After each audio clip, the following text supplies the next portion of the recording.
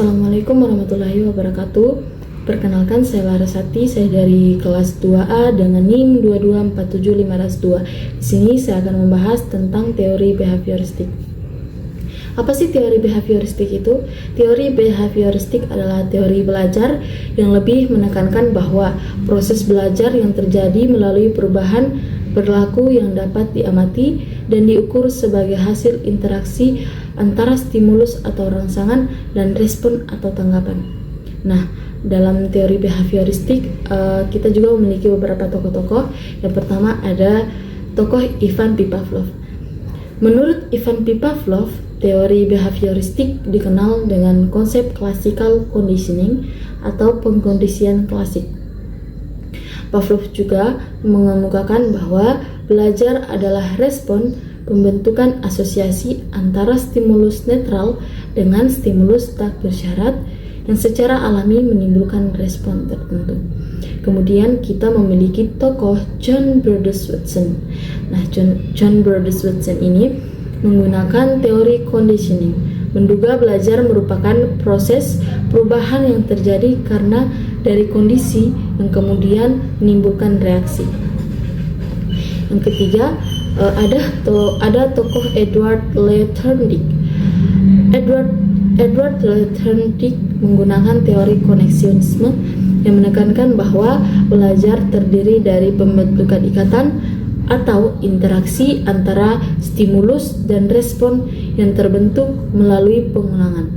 Nah, teori behavioristik juga memiliki prinsip utama, yang dimana prinsip utama dari teori behavioristik adalah menekankan pada perubahan tingkah laku yang terjadi sebagai hasil dari interaksi antara stimulus dan respon. Teori ini berpendapat bahwa belajar adalah proses pengkondisian melalui lingkungan, di mana penguatan dan hukuman berperan penting dalam perilaku.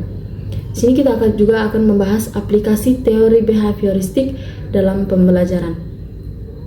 Aplikasi teori behavioristik dalam pembelajaran, guru dapat memberikan stimulus berupa latihan, pertanyaan maupun tugas atau aktivitas lain yang dapat memancing respon siswa, memahami kondisi awal siswa agar materi dan metode pembelajaran dapat disesuaikan dengan kebutuhan mereka. Kemudian guru dapat memecah materi menjadi bagian kecil yang mudah dipahami dan disusun strategi pembelajaran yang melibatkan stimulus yang tepat.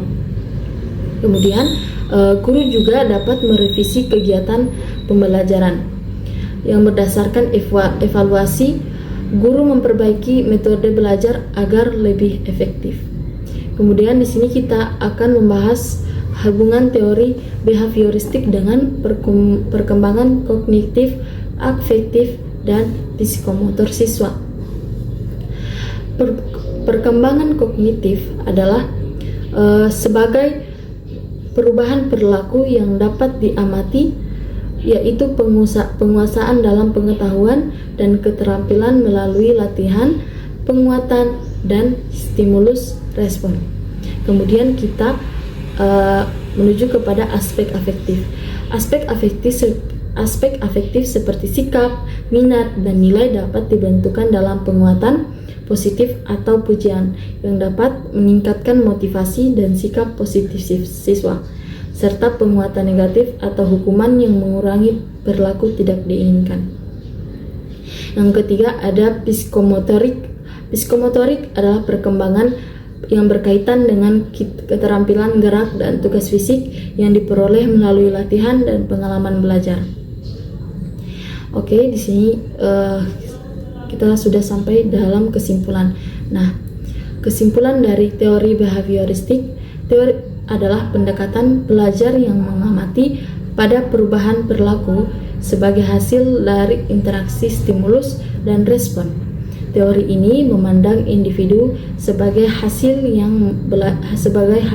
sebagai makhluk yang belajar melalui pengalaman dan lingkungan dengan perilaku yang dapat dipelajari dan dibentuk melalui pengkondisian.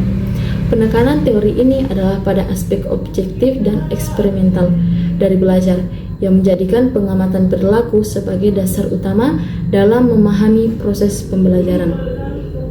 Terima kasih, ini saja penyampaian yang dapat saya sampaikan atau materi yang dapat saya sampaikan. Saya akhiri dengan wassalamualaikum warahmatullahi wabarakatuh.